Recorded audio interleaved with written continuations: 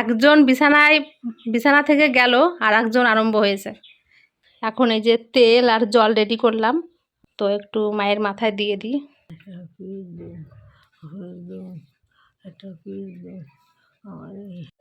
সবাইকে জানাই শুভ সকাল। তো সকাল সকাল তোমাদের সামনে ছোট্ট একটা ভিডিও নিয়ে চলে আসলাম। সকালবেলা কাজকর্ম সেরে রান্নাঘরে আসলাম চা খাওয়ার জন্য। রেগুলার তো কমন জিনিস, চা খেতেই হবে সকালবেলায়। তো আজকে সকালবেলা বেশি কাজকর্ম ছিল না, যেহেতু কালকে রাত্রে করে রেখেছিলাম ওই কারণে। তো এই যে এখানে চা বসিয়েছি,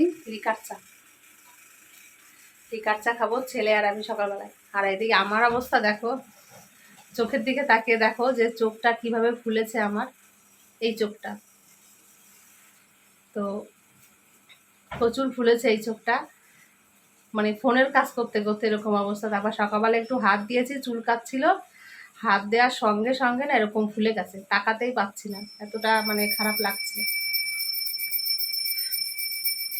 ফোনের কাজ করতে করতে। তারপর কি বলবো আর, যাই হোক বাবার শরীরটা ভালো নেই, তো বাবাকে হসপিটালে ভর্তি করা হয়েছে, মন মানসিকতা ভীষণ খারাপ।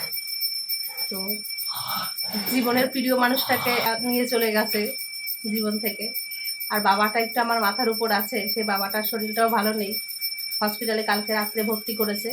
এখনও বাবার সঙ্গে যোগাযোগ করতে পারিনি, কথাও বলতে পারিনি, সেই একটা টেনশন মনের ভিতর, ভালো লাগছে না।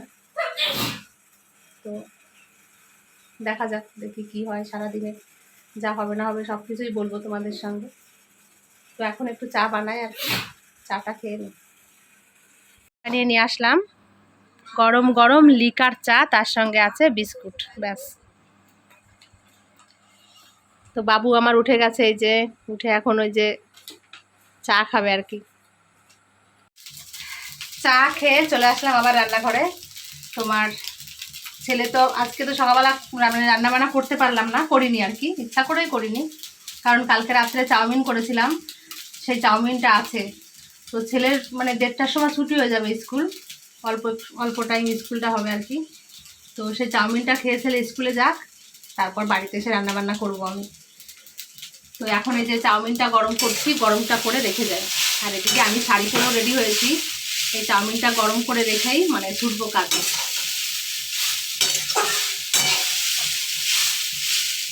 কালকে অনেকটা চাউমিন বানানো হয়ে গেছিলো, তো ভালো হয়েছে এক হিসাবে। কালকে রাত্রে দুজন খেয়েছিলাম, আর বাদ বাকিটুক ছিল, এখন এই ছেলে খেয়ে স্কুলে যাবে।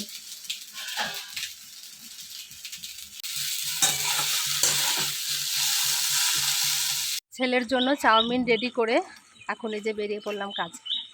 চোখটার দিকে তাকাতে পারছি না, চোখটা এমনভাবে ফুলেছে না, খুব অসুবিধা হচ্ছে, যন্ত্রণা করছে চোখটা আমার।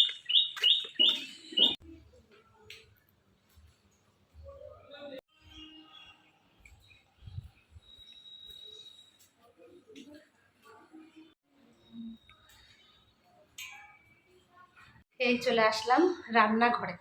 তো রান্নাঘরে এসে দেখো কাকিমা কি সুন্দর করে সব গুছিয়ে রেখে দিয়েছে, তোমাদের কি বলবো। তো রান্না করতে সত্যিই ভাল লাগে, এত সুন্দর করে গুছিয়ে রেখে দেয় না, তো বলার মতন না। এই দেখো এখানে চালটা ভিজিয়ে রেখে দিয়েছে, এখানে ডাল ভিজিয়ে রেখে দিয়েছে, তোমার এখানে আম কেটে রেখেছে, এখানে বেগুন কেটে রেখেছে, এখানে পটল আলু কেটে রেখেছে, মাছও ভিজিয়ে রেখে দিয়েছে। তো আজকে হবে ছোলার ডাল রুটির সঙ্গে, আমের টক, বেগুন ভাজা, মাছের ঝোল, ব্যাস এগুলো রান্নাবান্না হবে আর কি। তো চলো আমি এখন ঝমাঝম রান্নাবান্নাগুলো করে নিই। আর একটা কথা বলবো, তোমরা জানতে চেয়েছিলে যে কাকিমার কি ছেলে মেয়ে নেই। তো কাকিমার সত্যি কথা বলতে কি ছেলে মেয়ে নেই, মানে কাকুরা দুজনই থাকে আর কি, স্বামী স্ত্রী দুজন। এই হচ্ছে ব্যাপার, ছেলে মেয়ে না থাকলে যে অবস্থা হয়। তো সেজন্যই কাকিমা যখন যেটা বলে আমাকে, আমি যতটা পারি চেষ্টা করি তাকে একটু সাহায্য করার জন্য। এই হচ্ছে ব্যাপার, ওই কারণে আমাকে খুব ভালোবাসে, যখন আমাকে ডাকে তখন আমি ছুটে চলে আসি। তো ভালোবাসা দিলে সত্যি তাই, ভালোবাসা অবশ্যই পাওয়া যায়, এটা হলো সত্যি কথাই। ভালোবাসা না দিলে কখনোই ভালোবাসা পাওয়া যায় না। তো আমি সেই জায়গাটা তৈরি করেছি, তৈরি করতে হয়, তবেই না মানুষের কাছ থেকে ভালোবাসাটা পাওয়া যায়। এটা একদম বাস্তব কথা তোমাদের বললাম আর কি। তো যাই হোক, এখন রান্নাবান্নাগুলো করি, কাকিমার টিফিন খেতে দেরি হয়ে যাবে। এই যে রুটি ছোলার ডাল রেডি করে ফেললাম, তো কাকিমা যে খাবার রেডি করে গেছে আমার জন্য, তোমার আমিত্তি দিয়ে ছোলার ডাল আর তার সঙ্গে রুটি। তো কাকিমার জন্য নিয়ে গেছে আর আমার জন্য রেখে গেছে এই যে। তো আমি খাবো, কারণ কড়াইতে একটু টক বসানো আছে, আমের টক। তো ওটা নামিয়ে তারপর খাওয়া দাওয়া করবো আর কি। কাকিমা ওখান থেকে হাঁকার মারছে, ডালটা নাকি খুব ভালো হয়েছে। ওরে বাবা, শুনেও ভালো লাগে যে রান্না বান্না করলে যদি একটু সবাই খায় না, সত্যি মানে প্রাণটা জুড়িয়ে যায় আমার। কারণ যদি রান্না বান্না খারাপ হয়, খেতে না পারে, এর থেকে কষ্ট কিছু হয় না। তো রান্না বান্না করার পর যদি কেউ খায়, তো আমি সব থেকে শান্তি পাই বেশি। এই হচ্ছে ব্যাপার। তো চলো টকটা নামিয়ে তারপর খাওয়া দাওয়া করবো। আবার চা করতে হবে, কাকিমা টিফিন খেয়ে সকালে চা খায়, এটা কমন জিনিস আমার মতন। আমি যেমন সকালে চা খাই, কাকিমাও সেম এই অবস্থা, মানে সকালের টিফিনটা করলেই কাকিমার চা খেতেই হবে। এই যে রান্না বান্না সব কমপ্লিট করে টেবিলে সব গুছিয়ে রেখে দিয়েছি। আর গ্যাসটা মুছলাম না, কারণ ঘর মুছে বাসন মাজে যে বউটা, সেই বউটা গ্যাসটা মুছে নেবে আর কি। আর এখানেও পরিষ্কার করে সব রেখে দিয়েছি। তো রান্না শেষ হলো, এখন যাব বাড়িতে।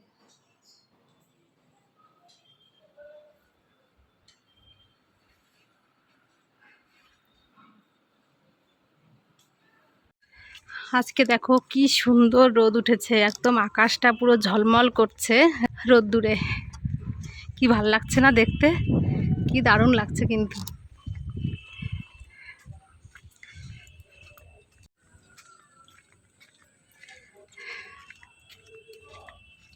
এই বাড়িতে যাওয়ার পথে একটু কাঁচা লঙ্কা, টমেটো আর ধনে পাতা নিয়ে যাচ্ছি।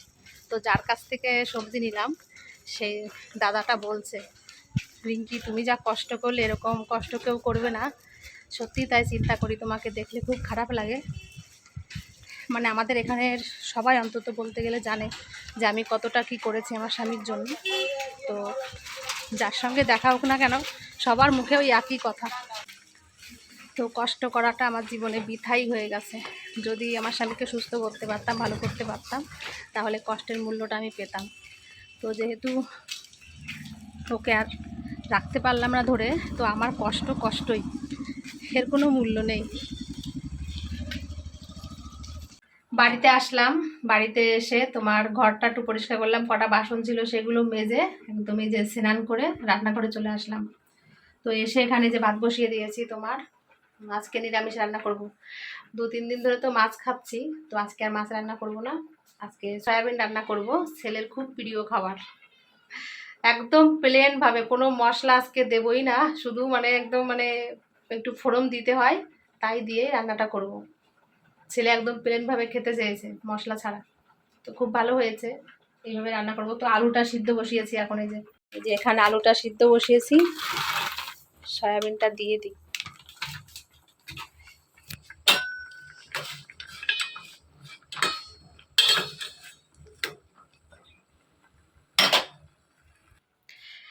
আর এদিকে তোমাদের একটা জিনিস দেখায়, এই দেখো অবস্থা। একজন বিছানা থেকে গেল, আর একজন আরম্ভ হয়েছে। এই অবস্থা। বাড়িতে এসে দেখি মানে পটি হচ্ছে সকাল থেকে, মানে ঘরের ভিতরই বলতে গেলে পটি করে নিয়েছে। তারপর এই যে একদম ফ্রেশ ট্রেশ হয়ে এখন এই যে শুয়ে আছে। কাজ থেকে বাড়িতে এসে দেখলাম, তারপর আবার পটি করতে যাবে, ধরে ধরে নিয়ে গেলাম, নিয়ে আসলাম। এখন এখানে শুয়ে আছে। তো আমার ভাসুরকে খবর দিয়েছি, এখন দাদা যদি আসে তাহলে ডাক্তারের কাছে নিয়ে যেতে হবে। তো এই বাড়িটা এমনই একটা বাড়ি, এই বাড়ির থেকে রোগ কিছুতেই কমে না, একটার পর একটা লেগেই আছে। তো দুর্ভাগ্য, কপাল, কি বলবো। এদিকে বাবা হসপিটালে ভর্তি, এদিকে এই নিয়ে এই অবস্থায়, মানে কোন দিকে যাব তোমরা বলো। চিন্তায় চিন্তায় সত্যি আর এখন বেঁচে থাকতে ইচ্ছা করে না। আমার বাবাটার কি শরীর খারাপ, ওখানে হসপিটালে ভর্তি আছে একা একা ওই অবস্থায়, হাতে সেলাইন মানে দিচ্ছে। কোন দিকে চিন্তা করব বলো। তো এদিকে আছে আমার ভাসুর আছে, ননদ আছে, সবাই দেখাশোনা করবে, আসবে দেখি। ফোন তো করলাম, আমার ভাসুর যদি আসে, ভাসুর টোটো রিক্সায় করে যাই হোক ডাক্তারের কাছে নিয়ে যেতে পারবে। কাছাকাছি থাকলেও যাই হোক ট্রিটমেন্ট করা যায়। আমার বাবা এমনই দূরে যে তার কোনো মানে তার কাছে যে যাওয়ার কোনো পরিস্থিতিই নেই। কতবার বলি বাবাকে, বাবা বাড়ি চলে আসো, কিন্তু এবার আসবে শুনেছি, 6 মাস আর আছে, ভিসা শেষ হতে, ওটা হয়ে গেলে চলে আসবে বাড়িতে। এখন বাবার মন না মতি কী করে বাবাই জানে। তো যাই হোক, এখন আর দেরি করবো না, রান্নাটা সেরে নিই, ছেলে আবার চলে আসবে স্কুল থেকে। আজকে রান্না কি করব, রান্না করার মন মানসিকতা একদমই নেই, তো কি করব তা কি জানি। এখন এই যে তেল আর জল রেডি করলাম, মানে ফ্রিজ থেকে ঠান্ডা জল বের করেছি, তো একটু মায়ের মাথায় দিয়ে দিই, দেখি একটু ভালো লাগে নাকি।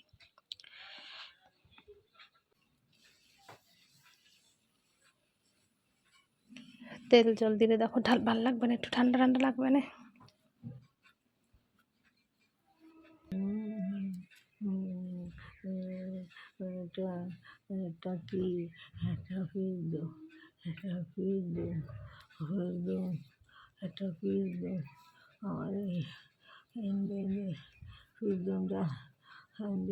এই মাথায় তেল জল দিয়ে তোমার গ্যাসের ঔষধ একটা প্যারাসিটামল খাইয়ে দিলাম, তো খাওয়ানোর পর এবার রান্না করে আসলাম। কি বলবো আর জানি না, কিচ্ছু বুঝতে পারি না। তো রান্না বান্না এখনো হয়নি, খিদে তো পেয়ে গেছে খুব। তো আজকে যা সয়াবিনটা রান্না করছি কি হবে জানি না। রান্না এমনিতে মন নেই, কারণ বাবার অবস্থাও ভালো নেই ওখানে, আর এদিকে তো আর একজন এই অবস্থা। তো রান্না বান্না কি করব বলো, রান্না খাওয়া কিছু আর ইচ্ছা করছে না। খিদেতে তো নাড়ি জ্বলেই যাচ্ছে, কিন্তু রান্না খাওয়া সব বন্ধ হয়ে যাচ্ছে এখন আমার। দেখো অবস্থা, এদিকে শাশুড়ির ওই অবস্থা, বাবার ওই অবস্থা। ছেলে স্কুলে গেছে, ছেলের স্কুল থেকে এইমাত্র ফোন এসেছে, ছেলে খুব অসুস্থ, মাথা টাথা ঘোরাচ্ছে। ফোন করলো ছেলেকে নিয়ে আসতে স্কুল থেকে, ছেলে আসতে পারছে না। কি বলবো বলো, কোন দিকে যাব তোমরা বলো। এখন ছুটছি, ছেলের নাকি প্রচণ্ড শরীর খারাপ।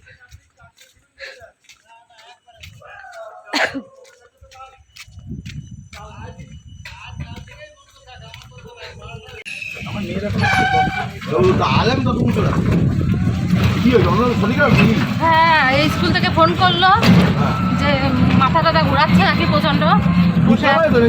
হ্যাঁ হ্যাঁ, এই তো বিদ্যাপীঠে। হ্যাঁ হ্যাঁ, এই যে ছেলেকে এখন নিয়ে বাড়িতে যাচ্ছি। মাথা টাথা ঘোরাচ্ছে, গ্যাস হয়ে গেছে, মানে বমি আসছে, তো এই অবস্থা আর কি। কি বলবো বলো, এখন অসুবিধা হচ্ছে ভীষণ। গেলছে ওষুধ, যা ওষুধ খেয়ে এখন স্নান করতে যাবি। এই দেখতে দেখতে আবার এই যে বৃষ্টি শুরু হয়ে গেল। ভাগ্যিস অর্ণবকে নিয়ে তাড়াতাড়ি বাড়িতে আসতে পারলাম, না হলে ভিজতে ভিজতে আমাকে আবার বাড়িতে আসতে হতো। স্নান করে নিয়েছি। তো আমার শাশুড়ি মায়ের তো শরীর খারাপ, দাদা এসেছে, মানে আমার ননদও কাজে গেছিলো, ননদও এসেছে। এখন দেখি মাকে নিয়ে ডাক্তারের কাছে যায় না কি করে, দেখা যাক কি করে। দাদা আছে, দিদি আছে, যা হোক একটা ব্যবস্থা করবে আর কি। আমার ভাসুর আসছিল, তো মা বলেছিলাম যে হসপিটালে ভর্তি করতে, তো মা কিছুতেই হসপিটালে ভর্তি হবে না, বলছে আমি হসপিটালে যাব না। তো কি করব আর না গেলে। তারপর ওই বিকালবেলায় আমার কাছে যে ঔষধ ছিল আমি খাইয়ে দিয়েছি, তো খাওয়ার পরে একটু সুস্থ ছিল মা। তো বিকালবেলায় দেখি আমার ননদ তো আছে বাড়িতে, হয়তো ডাক্তারের কাছে যেতে পারে। মানে অতিরিক্ত গ্যাস হয়ে গেছে, গ্যাসের জন্য এই সমস্যাটা হয়েছে। মানে কালকে কাঁঠাল খেয়েছিল, কাঁঠাল খেয়ে তারপর আর ওই ছোলার ডাল সকালে রান্না করেছিল, এই সমস্ত খেয়ে অতিরিক্ত গ্যাস হয়ে এই জিনিসটা হয়েছে। তো আমি গ্যাসের ঔষধ খাওয়ালাম, তারপর ওই মাথায় তেল জল দেওয়ার পর আর প্যারাসিটামল খাওয়ার পর একটু ঠিক ছিল। আর আমার ননদ এসে প্রেশারের ওষুধটা খাইয়ে দিয়েছিল, এখন একটু মোটামুটি ঠিক আছে। তো হসপিটালে আর গেল না। আমার ভাসুর তারপর কী করবে, বাড়ি চলে গেছে।